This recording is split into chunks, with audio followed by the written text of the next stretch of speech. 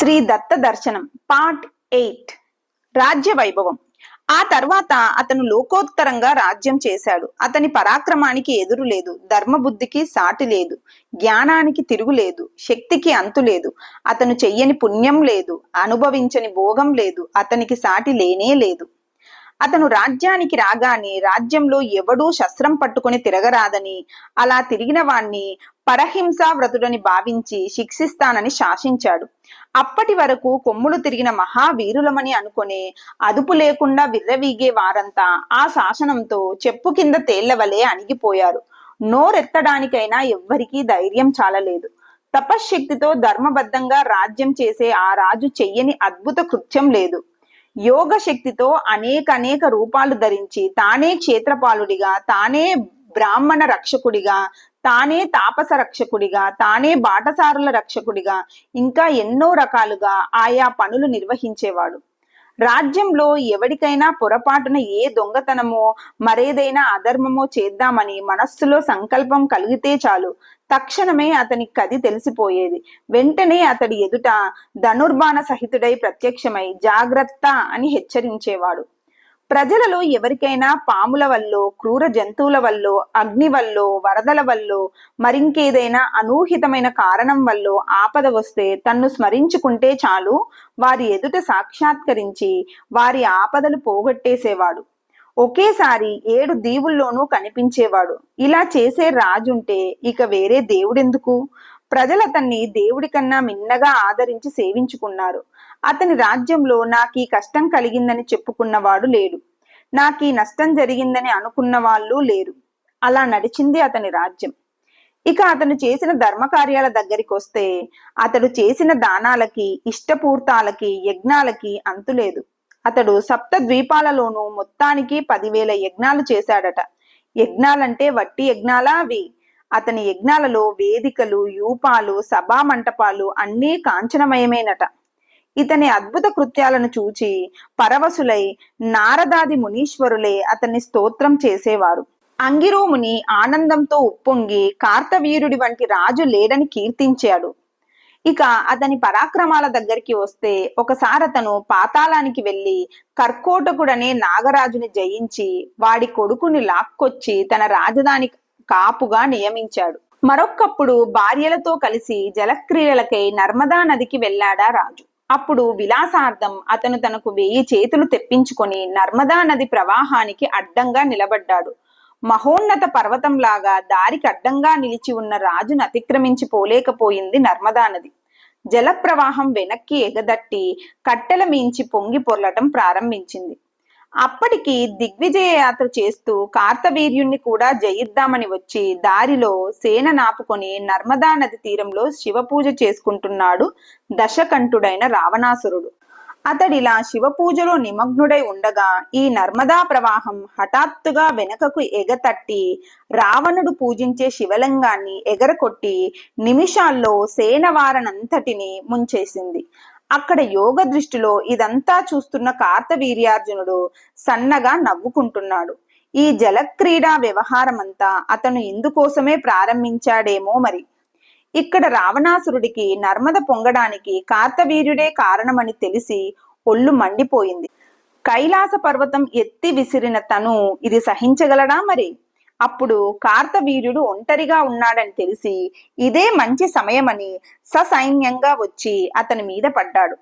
కార్తవీర్యుడు నవ్వుతూ నీళ్లల్లోంచి బయటికొచ్చి ఒక్కొక్క రాక్షస వీరుణ్ణి ఒక్కొక్కడై కనిపించి అందరినీ నరికేశాడు. చివరికి మిగిలిన 20 చేతుల రావణాసురుణ్ణి కోతిని పట్టినట్టు పట్టుకెళ్లి చెరసాలల్లో పరేశాడు. ఆ తర్వాత కొంతకాలానికి ఈ విషయం తెలిసి రావణుడి తాతగారైన పులస్య మహాముని వచ్చి తన మనవణ్ణి వదిలిపెట్టవలసిందని కోరగానే వెంటనే వదిలివేశాడు కార్తవీర్యుడు.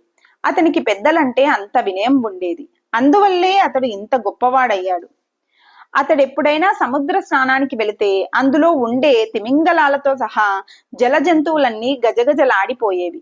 ఆఖరికి సముద్రుడు సహితం బిక్కుబిక్కుమంటూ ఉండేవాడు. అతనే స్వయంగా పర్జన్యుడై ప్రజలకు సకాలంలో వర్షాలు అందించేవాడు. ఇంత మహోన్నత శక్తి వచ్చాక కూడా అతను గురువును మర్చిపోలేదు సరికదా. అతని గురుభక్తి రాను రాను అభివృద్ధి అయ్యింది.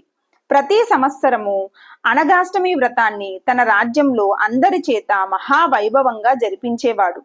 తరచూ దత్తాశ్రమానికి వెళ్లి స్వామి పాదాలకు పూజ చేసి అక్కడుండే పరివారభూతులైన మునిజనులను నమస్కరించి వచ్చేవాడు. తరచూ పండితులతో యోగ శాస్త్ర ధర్మశాస్త్ర గోష్ఠులు చేస్తూ ఉండేవాడు. ఒకప్పుడు లలితా కళాసభలు నిర్వహించేవాడు. మరొకప్పుడు అంతఃపురంలో భోగపరుడై ఉండేవాడు. వీలు చిక్కినప్పుడల్లా దత్తస్వామి తత్వాన్ని, మహత్వాన్ని, ఆయన చెప్పే ధర్మ సూత్రాల్ని ప్రజలందరికీ వివరించేవాడు. ఇలా అనేక వేల ఏళ్లు గడిచిపోయింది. కార్తవీర్యుడి వైభవం మహేంద్రుణ్ణి మించిపోసాగింది. అతనికి ఏ లోటు లేదు. జ్ఞానయోగం. సకామంగానైనా పరమేశ్వరుణ్ణి సేవిస్తే ఆ సంస్కారం ఊరకనే పోదని పెద్దలు చెబుతారు కదా. సాక్షాత్తుగా దత్తస్వామిని ఇన్ని వేల సంవత్సరాల పాటు అనన్య భక్తితో సేవించిన కార్తవీర్యుడికి అది అన్యతా అవుతుందా? కాలం గడిచినా కొద్దీ, వయస్సు మల్లుతున్నా కొద్దీ భోగాలను అనుభవించి కార్తవీర్యుడికి మొగం మొత్తి మనస్సు వివేకం వైపు పరుగులు తీయసాగింది. ఎంతో కాలంగా దత్తస్వామి సన్నిధిలో వింటున్న మాటలు, వివిధ పండితులతో చేస్తున్న శాస్త్ర గోష్ఠులు ఆ చక్రవర్తి హృదయంలో మారు మ్రోగసాగినాయి. ఆ మ్రోతలో అన్ని రకాల వేదవాదాలు చేరి తత్వ నిర్ణయం చిక్కుముడిలాగా తయారై మనస్సుకు మరింత నిర్వేద హేతువయ్యింది. ఎన్ని ఐశ్వర్యాలున్నా రాను రాను చక్రవర్తి హృదయం భోగాలకు దూరంగా నడిచింది. వైరాగ్యం అతని అంతరాలలో బాగా జీర్ణించసాగింది. గాంభీర్యపు తెరలలో అతను పైకి మామూలుగానే ఉన్న లోపల నిరంతరం తత్వ విచిక్సా జ్వాల బగబగా మండసాగింది. ఏ శాస్త్రానికా శాస్త్రం తన సిద్ధాంతాన్ని బల్లగుద్ది గద్దించి నిర్భయంగా చెబుతోంది. అది వింటున్నంతసేపు అదే నిజమనిపిస్తుంది. దీనికి అంతేమిటి? చివరి నిర్ణయం ఏమిటి? ఆ పరమమైన తత్వాన్ని అనుభవంలోకి తెచ్చుకునే మార్గం ఏమిటి? చక్రవర్తికి రాను రాను ఈ ఆలోచన మనస్సులో రాజ్యం చేయసాగింది. క్రమంగా అతనికి ఆ ఆలోచన ప్రపంచమైపోయింది. అతను ఒకనాటి ఉదయాన ఈ చిక్కు సమస్యను తన గురుదేవుడైన దత్తస్వామి తప్ప మరొకరు విడదీయలేరని నిర్ణయానికి వచ్చాడు. దత్తస్వామికి తన పైన అంతులేని కృప. ఆయన అందరికన్నా అధికంగా తనను ఆదరిస్తాడు. ఇక జంకెందుకు? కార్తవీర్యార్జునుడు వెంటనే స్వామి సన్నిధికి బయలుదేరాడు. కూడా ఎవ్వరూ లేరు. మహోత్సాహంగా కార్తవీర్యార్జునుడు సహ్యాద్రిని ఎక్కసాగాడు. దారిలో వనశోభని, పర్వత శోభని, మునికూలాల ప్రశాంతిని, నెమళ్ల నాట్యాన్ని చూస్తూ అక్కడక్కడా కనిపించే మునీశ్వరులకు నమస్కరిస్తూ ముందుకు సాగి దత్తాశ్రమాన్ని సమీపించి అక్కడొక గుహా ముఖద్వారం వద్ద సమప్రదేశంలో పద్మాసనసీనుడై సమాధిగతుడై ఉన్న దత్తాత్రేయ స్వామిని దర్శించాడు. స్వామిని చూచేటప్పటికి ఆ చక్రవర్తికి ఆనందంతో ఒళ్ళు పులకలెత్తింది. ఇన్ని వేల ఏళ్లలో స్వామి సమాధిలో ఉండగా తాను చూడటం ఇదే మొదలు. ఆ మాట తలుచుకున్న కార్తవీర్యుడు ఆనందంతో మరీ పొంగిపోయాడు. స్వామి ఇలా ఉంటాడని, ఆయన పద్ధతి ఇది అని చెప్పేందుకు లేదు. ఇవాళ ఆయన ఏమి సంకల్పించాడో ఎవరికి తెలుసు? కార్తవీర్యుడు మహాభక్తి ఆవేశంతో తోట్రుపడుతూ సాష్టాంగ నమస్కారాలు చేశాడు. చేసి మళ్ళీ లేస్తాడు, లేచి మళ్ళీ చేస్తాడు, మళ్ళీ పూలతో పూజ చేస్తాడు, వివిధ స్తోత్రాలు చేస్తాడు, మళ్ళీ నమస్కారాలు చేస్తాడు. ఇలా భక్తి ఆవేశంలో అతను ఉన్మత్తుల్లాగా స్వామిని చాలాసేపు సేవించాడు. ప్రదోష సమయం అయ్యింది. స్వామి కదలలేదు, కనులు విప్పలేదు. కార్తవీర్యుడికి దుఃఖం పొంగుకొస్తుంది. అతడు తన్ను సంభాళించుకొని స్వామి ఇచ్చిన వరంతో 1000 చేతుల్ని రప్పించుకొని 1000 రకాల వాద్యాలు పట్టుకొని మ్రోగిస్తూ భక్తి పరవశుడై నృత్యం చేస్తూ అర్ధరాత్రి వరకు స్వామిని మళ్ళీ సేవించాడు. స్వామి చలించనే లేదు. ఇక నృత్య గీతాలు చాలించి కనులు మూసుకొని మనస్సును స్వామిపై ఏకాగ్రం చేసి స్వామికి అభిముఖంగా నిలిచి దోసలి పట్టి సర్వశాస్త్ర సారాంశభూతుడైన అర్థం ఇమిడేటట్లుగా ఒక దివ్య స్తోత్రం చేయడం ప్రారంభించాడు. దేవా, నీవు నిత్యుడివి, సత్యుడివి, ఆనంద రూపుడివి, చిన్మూర్తివి, స్వయం ప్రకాశకుడివి. అలాంటి నీ యందు అనిత్యమే కాక అసలు అసత్యమే అయినా ఉన్నంతసేపు దుఃఖాత్మకమై జడమై తమో రూపమైన ఈ సమస్త జగత్తు మాయ వలన తోస్తుంది. అచ్చం వాస్తవం లాగే స్ఫురిస్తుంది. దేవా, నీకు నమస్కారము. దేవా, ఒక కొరివిని తాడుకు కట్టి గిర్రును తిప్పితే అది అగ్నిచక్రం లాగా కనిపిస్తుంది. కానీ నిజానికి అక్కడ అగ్నిచక్రం లేదు, చిన్న నిప్పు రవ్వ ఉంది అంతే. ఆ చిన్న రవ్వను చూసి ఆ తిప్పేవాడి ఆధారం వల్ల వేగం కలవటం వల్ల అగ్నిచక్రం అని భ్రమిస్తోంది మనసు. అంటే ఆ అగ్నిచక్రాన్ని ఈ మనస్సే కల్పించుకుంటుందన్నమాట. అలాగే చైతన్యం ఒక్కటే ఉండగా నీ ఆధారం వల్ల మాయాగుణ సంయోగం వల్ల మా మనస్సు ఈ నానారూపమైన ప్రపంచాన్ని కల్పించుకొని చూస్తుంది. అట్టి ఆధారభూతుడైన నీకు నమస్కారం. దేవా, మునులు అనుమాన ప్రమాణం, గురూపదేశం అనే రెండంచుల పదను కలిగిన జ్ఞాన ఖడ్గాన్ని ధరించి హృదయంలోని అహంకార గ్రంథిని తెగ నరికి మూడవ స్థలంనకు అవ్వల ఉండి త్రిగుణాలను నియమించే అఖిలోక గురువైన నిన్ను శరణు పొందుతున్నారు. శరణన్న వారి సంసార దుఃఖాల్ని సమూలంగా నిర్మూలించి విజ్ఞానమిచ్చి ముక్తికి పంపే జగద్గురువు నీవే. దేహేంద్రియ ప్రాణ విషయాలలో కూరుకొని పోయి నన్ను నేనే పోగొట్టుకున్న నిర్భాగ్యుడిని. దేవా, నేను నిన్ను శరణు వేడుతున్నాను. నువ్వు సచ్చిదానంద స్వరూపుడివి.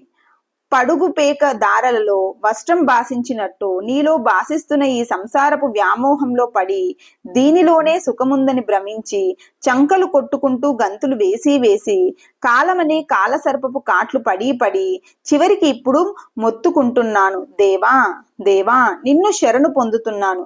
గురుప్రభు, జ్ఞానబోధామృతం త్రాగించి నన్ను ఉద్ధరించు. దేవా, స్వమాయచే సృష్టి స్థితి సంహారాలను స్వేచ్ఛగా చేసే నీ పరమతత్వాన్ని బ్రహ్మరుద్రాదులే తెలుసుకోలేరని వేదాలు చెబుతూ ఉండగా కర్మబద్ధులై ఇంద్రియలోలులమై ఉన్న మేమా ఇక నేను తెలుసుకోగలిగేది?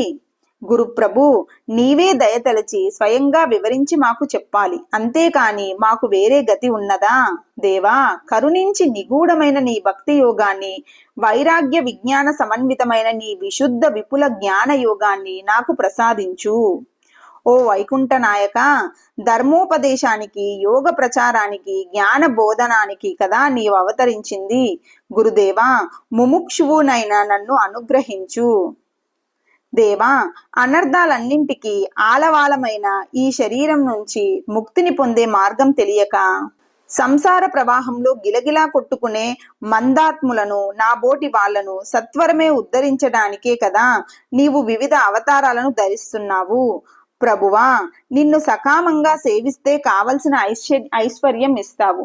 నిష్కామంగా సేవించే సత్పురుషులకు నాశనరహితమైన నీ నిజతత్వాన్ని అనుగ్రహిస్తావు. తండ్రి, నేనిప్పటి వరకు వైంగలినై అనిత్యాలని చూచుకోక ఐహిక సిద్ధులనే కోరాను. కోరిన దానికన్నా మిన్నగా ఇచ్చావు తండ్రి. ఇక చాలు. నాకిప్పుడు నీ పాదధూళి అనుగ్రహించు. గురుదేవా, శాస్త్ర పరిశ్రమలు ఎన్ని చేసి ఏం లాభం? మనస్సుకు నిర్ణయమే రావటం లేదు. సిద్ధులు ఈ ద్వైత ప్రపంచమంతా మనోభ్రమ మాత్రమే అంటారు. ఇంత సుస్పష్టంగా కనిపించే దాన్ని భ్రమ అనటం ఎలా? స్వామి, నీవే నాకు తేల్చి చెప్పాలి.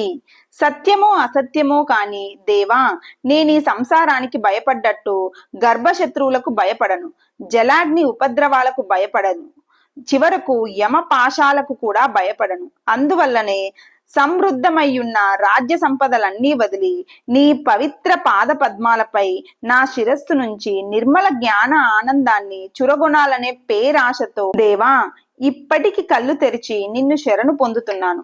గురుదేవా, నీ సుధామధుర జ్ఞాన బోధోక్తులతో నన్ను సేద తీర్చు. ప్రభు, నీ పాద కమలాలకు విముఖులైన వారికి ఈ సంసార బంధాలు ఉంటే ఉండవచ్చునేమో గాని నీ పాదాలు పట్టినాక కూడా నాకు ఈ బంధాలు వీడకుండా ఉన్నాయే. అవురా, నేనెంత పాపినో! అవును గురుదేవా, యవ్వనం వచ్చింది మొదలు అంతులేని తృష్ణలో పడి విషయ సుఖాలలోనే కాలం గడిపాను. ఇన్ని వేల ఏండ్లుగా పాప సముద్రంలోనే ఈదులాడాను. దేవా, రాక్షసులు, పశువులు, పక్షులు కూడా పరమ పురుషుడవైన నీ సాంగత్యం వల్ల సంసార సాగరాన్ని అవలీలగా దాటుతున్నారే. క్షత్రియాదముడుని నేనెంత దురదృష్టవంతుణ్ణి! ఇన్ని వేల ఏండ్లుగా నీ పాదాలు సేవించి కూడా ఇంకా బంధముక్తిని కాకపోయాను. చీచి, ఈ సామ్రాజ్య వైభవమే మహోన్నతం అనుకొని మత్తుడునై ఈ మిథ్యా సుఖాలలో తగులుకొని ఎదుటనున్న మృత్యువుని గమనించలేకపోయాను. గురుదేవా, ఇప్పటికైనా నీవు నా యందు కరుణ వహించి నన్ను పూర్తిగా అనుగ్రహించు.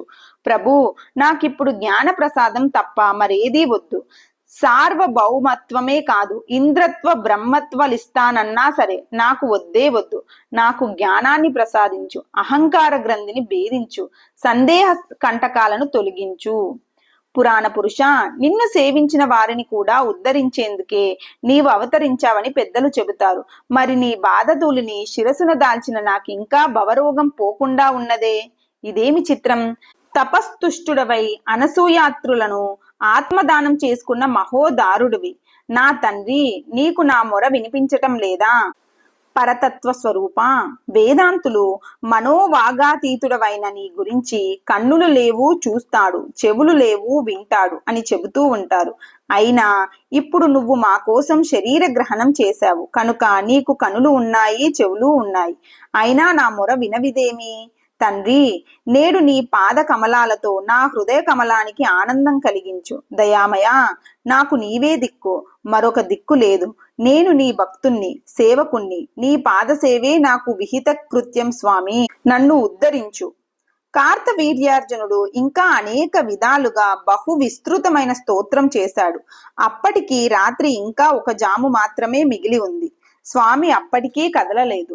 చక్రవర్తి కిన్నుడైపోయాడు. ఇక చేయగలిగింది కనిపించలేదు. తల వంచుకొని ఒక పక్క మౌనంగా నిలబడిపోయాడు. ఇంతలో ఆకాశ మార్గాన దివ్య విమానాలలో వేల కొద్ది సిద్ధపురుషులు వచ్చి కిందకు దిగి దత్తస్వామికి సాష్టాంగ నమస్కారాలు చేసి స్తోత్రాలు చేసి పక్కన నిలబడి ఉన్న కార్తవీర్యుని చూసి ఎందుకో గాని కొంచెం తటపటాయించి మళ్లీ స్వామికి నమస్కరించి వెళ్లిపోయారు. అప్పటికి దిక్కులలో తొలి వెలుగులు పారాడుతున్నాయి.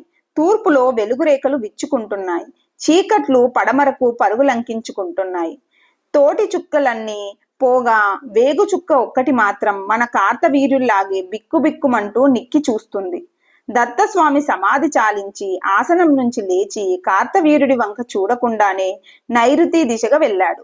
అప్పుడు శాంతతపుడు అనే ముని వచ్చి నీళ్లు అందించగా వెళ్లి బాహ్య విధులు తీర్చుకొచ్చాడు. తర్వాత సత్యవాక్ అనే ముని వచ్చి పలుదోము పుల్ల నీళ్లు అందించగా దంతధావనం చేసుకున్నాడు. ఆ పైన వేదవిధుడనే ముని వల్కలాలు కుశలు మొదలైనవన్నీ పట్టుకొని వెంటరాగా నదికి వెళ్లి విధిపూర్వకంగా స్నానం చేసి దేవార్షి పితృతర్పణాలు చేసి ఆదిత్యోపాసన చేసి మధ్యాహ్నం వరకు అక్కడే ఉండి ఆహ్నిక కృత్యాలు తీర్చుకొని అప్పుడు దక్షిణ దిక్కుగా వెళ్లి కొల్హాపుర లక్ష్మీదేవి దగ్గర భిక్ష స్వీకరించి ఒక ముహూర్త కాలంలో వెనుతిరిగి వచ్చి తన ఆసనం మీద కూర్చున్నాడు.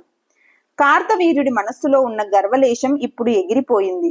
అతడు ఇప్పటి వరకు చేతులు జోడించుకొని మౌనంగా ఒక మూల నిలబడే ఉన్నాడు. స్వామి వచ్చేసరికి భక్తితోనూ భయంతోనూ సన్నగా వణుకుతూ మరింత వినీతుడై మరింత వెనుకకు తగ్గి ఒక మూలకు ఒదిగి నుంచున్నాడు. అంతలో యోగరతులైన మునులు అనేకులు వచ్చి స్వామి చుట్టూ మూగారు. కార్తవీర్యుడు మరీ వెనకపడిపోయాడు. భయం వల్ల అతడు ముందుకు రాలేకపోతున్నాడు. శాంతతపుడనే ముని స్వామి పరివారంలోని వాడు. ఆయన కార్తవీర్యుడి పరిస్థితి గమనించి జాలిపడి మెల్లగా స్వామి దగ్గరికి వెళ్లి నమస్కరించి, దేవా, భక్తుడు పరమ ధార్మికుడు ఈ కార్తవీర్యార్జునుడు ముఖం చున్నబుచ్చుకొని మూల నిలబడిపోయాడు. నిన్నటి నుంచి తమ అనుగ్రహం కోసం నిరీక్షిస్తున్నాడు. తమతో మాట్లాడడానికి భయపడుతున్నాడు. తమరు అనుగ్రహించాలి అని విన్నపం చేశాడు. అప్పుడు స్వామి ముఖంలోనూ కన్నులలోనూ కూడా ప్రసన్న మందహాసం చిందులాడగా చక్రవర్తి వంక చూసి, అవురా, భయమెందుకు అర్జున? నా దగ్గర నీకు భయమెందుకయ్యా? ఆ దుఃఖమెందుకు? ఇలా దగ్గరగా కూర్చో, శాంతి కలుగుతుంది అన్నారు. అర్జునుడికి పరమానందమై స్వామి దగ్గరికి చేరి సాష్టాంగ వందనం చేసి దగ్గరగా కూర్చున్నాడు. స్వామి ప్రసన్న దృక్కులతో రాజువంక చూస్తూ, నాయనా, నువ్వు నాకు అత్యంత ప్రియభక్తుడివి. నీకియరాని వస్తువేదీ నా దగ్గర లేదు. నీకు చెప్పరాని రహస్యమూ లేదు. నీ ముఖంలో ఈ మాటు, ఈ విన్నపాటు ఏమిటి? చెప్పు, నీకేమిటి లోటైంది? ఏం కావాలి? నా భక్తులకి దుర్లభమైనది లేదు. సందేహించక కావాల్సినది అడుగు అన్నారు.